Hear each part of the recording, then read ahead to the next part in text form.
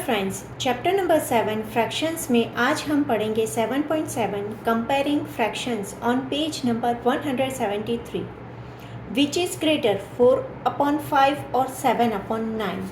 यहाँ पे एक क्वेश्चन दिया है कि दोनों में से ग्रेटर कौन से है। एक नंबर दिया है 4/5 और दूसरा नंबर हमें दिया है 7/9। तो आगे के पॉइंट में हमने जो पढ़ा वही यहाँ पे हम फिर से रिपीट करेंगे कि सबसे पहले जो डिनोमिनेटर है, डिनोमिनेटर का हम एलसीएम निकालेंगे 5 and 9। 5 and 9 का जो भी एलसीएम आया, सपोज 5 का और ये 9, तो इसमें एलसीएम क्या निकलता है हमारा, एलसीएम इक्वल टू 9 5 45। एलसीएम हमारा निकलता है 45। अभी हम यहाँ पे क्या करेंगे, ये जो डिनोमिनेटर है उसे 45 पे एडजस्ट करेंगे जिससे दोनों के डिनोमिनेटर सेम हो जाए। तो सबसे पहला नंबर है 4/5। 4/5 को क्या करेंगे, 5 को 9 से मल्टीप्लाई करने से क्या आएगा, मेरा 45 हो जाएगा।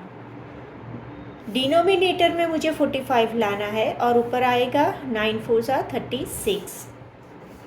और सेकंड नंबर है 7/9 मल्टीप्लाई बाय 9 के टेबल में 5 से मल्टीप्लाई करने से 45 आएगा।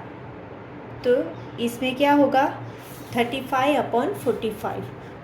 तो नंबरिंग कैसे हो गए, 36/45। कंपैरिजन हमें किसकी करनी है, 36/45 टू 35/45, ये दोनों की कंपैरिजन करनी है। तो दोनों में से बड़ा कौन सा है, अभी देखिए डिनोमिनेटर सेम है तो हमें उसे कंसीडर नहीं करना है। जो न्यूमरेटर है उसकी कंपैरिजन करें तो 36 इज़ मोर देन 35। इसका अल्टीमेट मीनिंग क्या हुआ, अल्टीमेट ये मीनिंग हुआ कि 4/5 इज़ ग्रेटर देन 7/9। क्यों, क्योंकि ये और ये दोनों क्या है, सेम है, इक्विवेलेंट फ्रैक्शन है। 7/9 का इक्विवेलेंट फ्रैक्शन है 35/45। समझ में आ गया। यहाँ पे इसके रिगार्डिंग एक रूल दिया है, लेट मी समराइज करके। Steps to compare the sizes of 2 और मोर गिवन फ्रैक्शंस। कंपैरिजन हमें कैसे करनी है, change the given fraction to equivalent fractions so that they all are expressed with the same denominator or same fractional unit। ये जो हमने यहाँ पे किया, हमने यहाँ पे ये जो कन्वर्जन किया, ये नंबर और ये नंबर जो कन्वर्जन किया, इसे हम क्या बोलेंगे, डिनोमिनेटर सेम करना बोलेंगे या तो फिर फ्रैक्शनल यूनिट सेम किया। दोनों में से आप कोई भी टर्म यूज़ कर सकते हो। ये हुए हमारे equivalent fraction to this number, ये इसका और ये इसका। अभी सेकंड पॉइंट में क्या बोला है कि ये जो कंपैरिजन, ये जो सेम करना हो गया, उसके बाद में कंपैरिजन हमें किसने करनी है, तो न्यूमरेटर की कंपैरिजन करनी है। जो सेकंड पॉइंट है, compare the equivalent fractions by simply comparing the numerators. क्योंकि डिनोमिनेटर तो हमने दोनों का सेम कर दिया, सो वो देखने की हमें ज़रूरत नहीं है। Only we have to consider numerator. The number of fractional units each has, ये जो फ्रैक्शनल यूनिट का जो नंबर है वो हमें कंसीडर करके आंसर देना है। इसके अकॉर्डिंग हमें नेक्स्ट में फिगर इट आउट दी है जो हम देखेंगे। Question number 1, compare the following fractions and justify your answer. A 8/3 and 5/2। तो यहाँ पे सबसे पहले हमें क्या करना है, एलसीएम निकालना है। अभी एक सबसे अच्छी बात बता दूँ कि अगर हमें ये जो डिनोमिनेटर है, 2 के डिनोमिनेटर है, उसमें कुछ भी कॉमन नहीं निकलता, तो हमें क्या करना है, इसे क्रॉस मल्टीप्लिकेशन करना है। वो बहुत ही सिंपल मेथड है, क्योंकि इसका एलसीएम अगर कुछ भी कॉमन नहीं है एक्सेप्ट 1 के अलावा आपके पास कुछ भी कॉमन नहीं है दोनों में, तो उसका एलसीएम ये दोनों का नंबर मल्टीप्लाई होगा, यानी कि इसे क्रॉस हमें मल्टीप्लिकेशन करके सिंपली कर देना है। तो 8/3 को मुझे क्या करना है, 2 से मल्टीप्लाई करना है। इसका एलसीएम क्या निकलेगा, एलसीएम इक्वल टू 6 निकलेगा।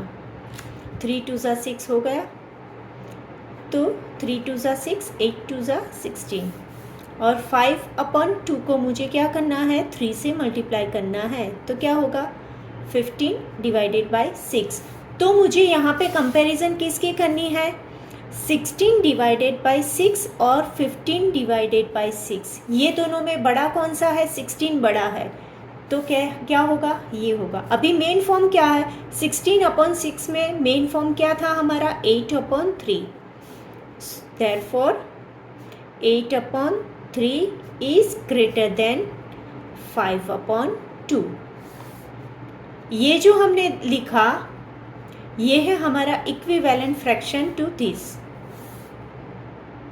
राइट। फाइनल आंसर हमें ये नोट डाउन करना है, ये हमारा हुआ फाइनल आंसर। अभी नेक्स्ट है हमारा बी, 4/9 एंड 3/7। तो इसमें भी सिंपल है, हमारा एलसीएम क्या निकलेगा, एलसीएम इक्वल टू 63, क्योंकि 9 एंड 7 में कुछ भी कॉमन नहीं निकल रहा।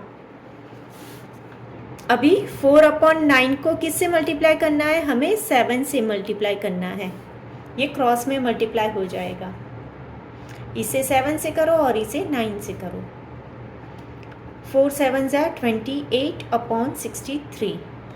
अभी 3/7 मल्टीप्लाई किससे करना है, 9 से करना है, 27 डिवाइडेड बाय 63।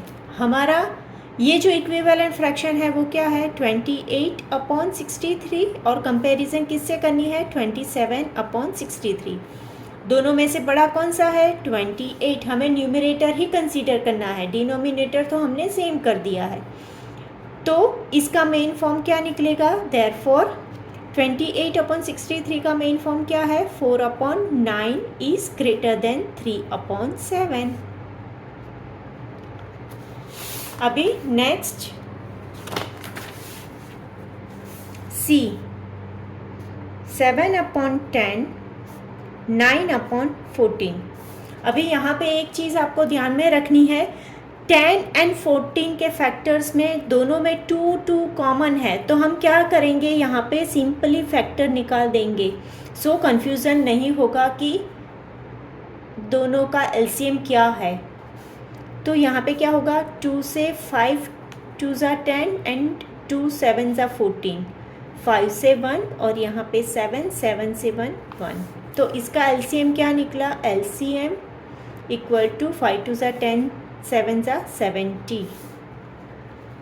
यहाँ पे एलसीएम क्या निकलेगा, 70। तो हमें क्या करना है, अभी 7/10, अभी 70 कैसे आएगा, 7 से मल्टीप्लाई करने से, तो 49/70।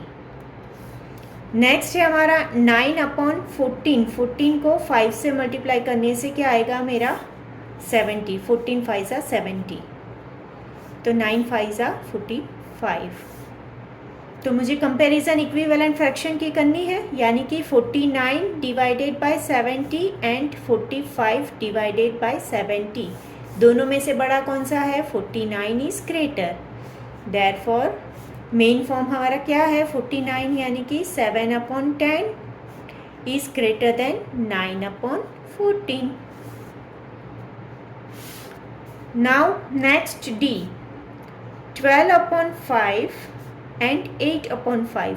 अभी यहाँ पे एक बहुत ही बढ़िया चीज़ दी है कि दोनों में डिनोमिनेटर सेम है, यानी कि हम डायरेक्टली ही करेंगे, 12/5 इज ग्रेटर देन 8/5। यहाँ पे तो कुछ सोचने लायक है ही नहीं, कुछ फाइंड आउट भी नहीं करना। Next E, 9/4 and 5/2। अभी 4 एंड 2 में हमें एलसीएम निकालना है, तो 2 2 ज़ा 4, 2 1 ज़ा 2, 2 1 ज़ा 2 और 1, यानी कि हमारा एलसीएम यहाँ पे क्या हुआ, एलसीएम इक्वल टू 4। अभी देखिए फर्स्ट टर्म जो है उसमें तो ऑलरेडी 4 है ही, अगर आपको लिखना है तो ठीक, आप नहीं लिखोगे तो भी चलेगा, बिकॉज यहाँ पे ऑलरेडी 4 है डिनोमिनेटर। हमें कंसीडर सेकेंड टर्म को ही करना है स्पेशली, बिकॉज उसमें 4 नहीं है। तो ये आ गया हमारा 10/4। तो कंपैरिजन क्या करनी है, 9/4 एंड 10/4। देखिए अभी छोटा कौन सा है, ये छोटा है और ये बड़ा है, तो हमें कैसे लिखना है, ये साइन लिखनी है। जो भी बड़ा है उसके सामने ही ये मुंह खुलेगा। ये क्रोकोडाइल का मुंह है, ऐसे ही याद रखो। जो भी बड़ा होगा उसे क्रोकोडाइल खा जाएगा, तो आपको साइन में प्रॉब्लम नहीं होगी। देयरफॉर मेन फॉर्म हमारा कौन सा है, 9/4 इज लेस देन 5/2। समझ में आ गई ना ये पूरी एक्सरसाइज। इसके अकॉर्डिंग ही हमें सेकेंड एक्सरसाइज भी करनी है। सेकेंड एक्सरसाइज है right the following fractions in ascending order. हमें ये जो फ्रैक्शंस दिए उसे असेंडिंग ऑर्डर में लिखना है। ये जो क्वेश्चंस हमें दिया है उसमें अगर सबसे पहले कंसीडर करने चाहिए नंबर देखेंगे तो हमें कुछ पता ही नहीं चलेगा कि कौन सा फर्स्ट आएगा और कौन सा लास्ट आएगा। यहाँ पे क्या करना है, इसके लिए सबसे पहले तो जो डिनोमिनेटर है उसे हमें सबका सेम कर देना है, तो कंपैरिजन बहुत ही इजी हो जाएगी। तो यहाँ पे हम क्या करेंगे, सबसे पहले तो एलसीएम निकाल देंगे जिससे हमें पता चले कि कॉमन डिनोमिनेटर हमें क्या लेना है। तो डिवीजन किससे होगा, सबसे पहले 2 से होगा, देन 3 5 15 और 5 से। तो हमारा यहाँ पे एलसीएम कितना निकला, एलसीएम इक्वल टू 30, राइट। तो यहाँ पे सबसे पहले 7/10 का डिनोमिनेटर 30 पे सेट करेंगे। तो 30 लाने के लिए हम क्या करेंगे, 3 से मल्टीप्लाई, तो 21/30। सेकेंड नंबर है हमारा 11/15। 15 2 ज़ा 30 होता है ना, तो 22/30। और लास्ट है 2/5। 2/5 में 30 सेट कैसे करेंगे, तो 5 अगर यहाँ से निकाल दूँ तो मुझे क्या मिलेगा, 6। 5 6 ज़ा 30, 6 2 ज़ा 12 डिवाइडेड बाय 30। अगर यही अभी देखिए ये 3 टर्म है, इसमें ये तीनों टर्म में हमें कंपैरिजन करके देखना है कि असेंडिंग ऑर्डर में क्या आता है। असेंडिंग ऑर्डर में सबसे छोटा पहले आता है, तो यहाँ पे सबसे छोटा कौन सा है, 12/30। 12/30। नेक्स्ट टर्म कौन सी आएगी, ये 21/30। और लास्ट टर्म है हमारी 22/30। देयरफॉर ये हमारी क्या हुई, ये इक्विवेलेंट फ्रैक्शन की असेंडिंग ऑर्डर हुई। अभी हमें क्या करना है, ये जो मेन फॉर्म है उसकी असेंडिंग ऑर्डर लिखनी है। तो ascending order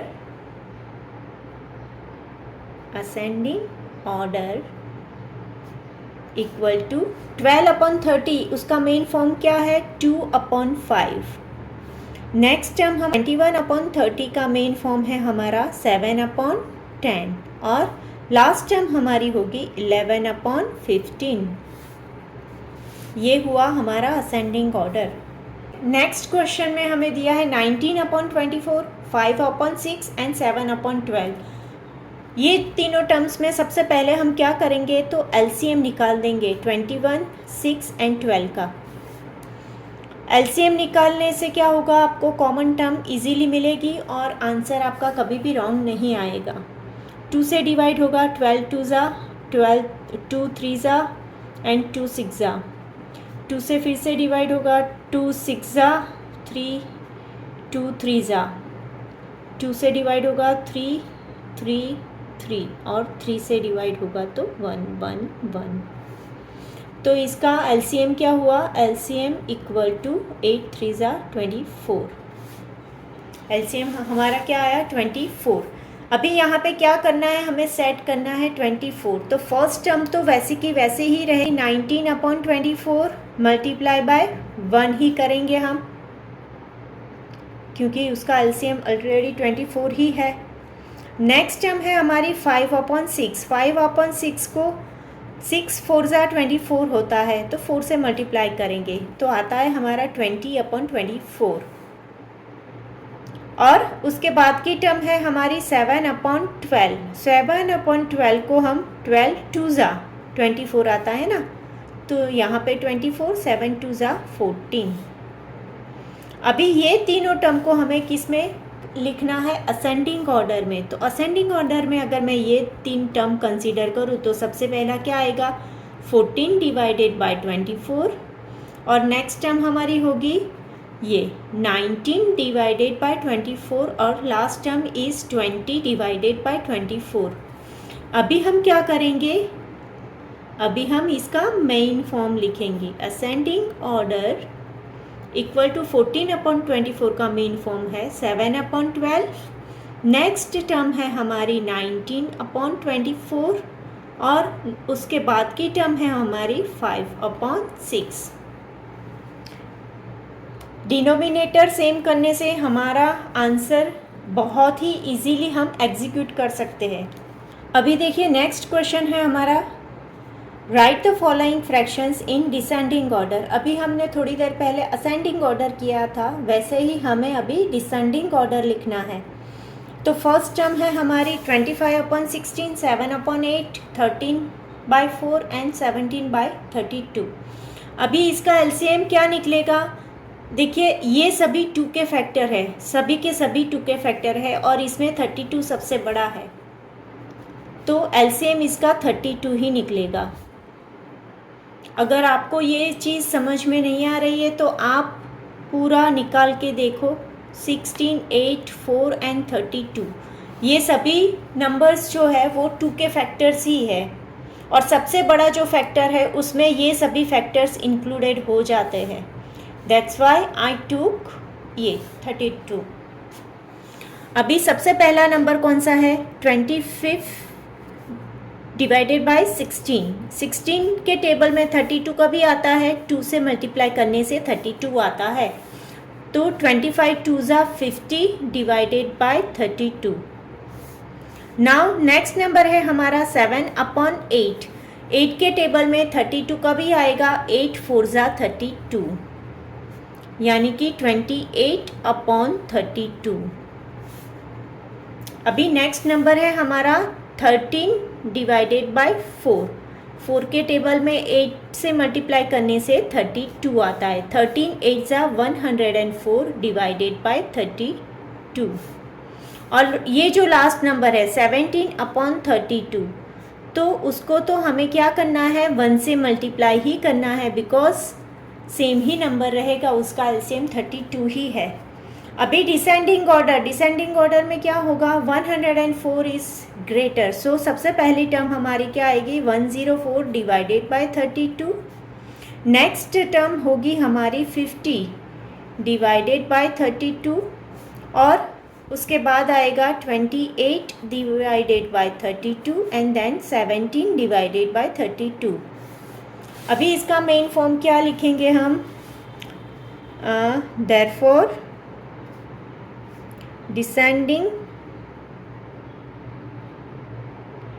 descending order equal to 104 वाली टर्म थी हमारी 13 डिवाइडेड बाय 4।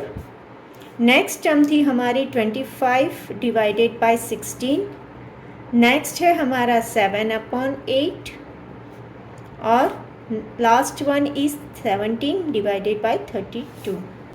अभी देखिए यहाँ पे ये जो बी क्वेश्चन है उसमें जो डिनोमिनेटर है बहुत ही डिफरेंट है, तो हम क्या करेंगे, यहाँ पे सबसे पहले तो एलसीएम निकाल लेंगे।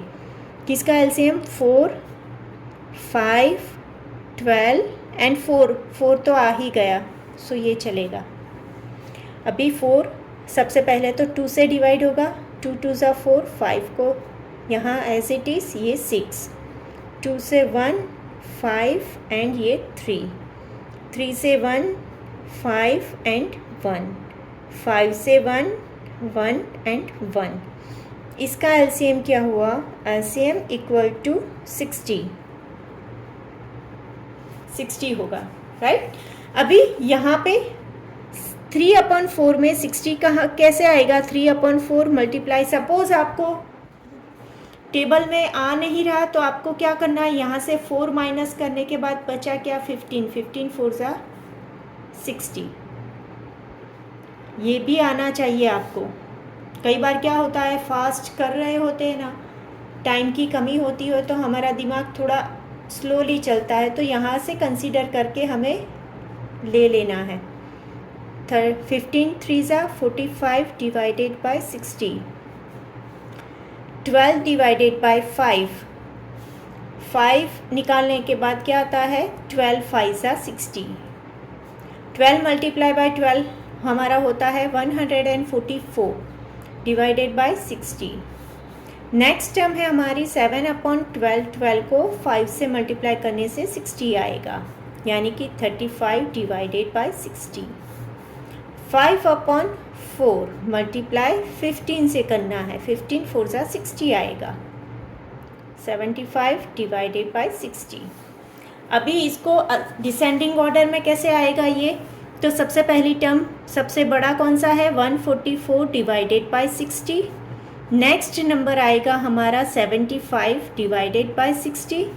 नेक्स्ट है हमारा 45 divided by 60 and then the last one is 35 divided by 60। तो देयरफॉर डिसेंडिंग ऑर्डर, अभी हम यहाँ पे क्या लिखेंगे, इसमें यहाँ पे इसका मेन फॉर्म लिखेंगे। इसका मेन फॉर्म क्या आएगा 12/5, इसका है 5/4, नेक्स्ट है 3/4 and then the last one is 7/12।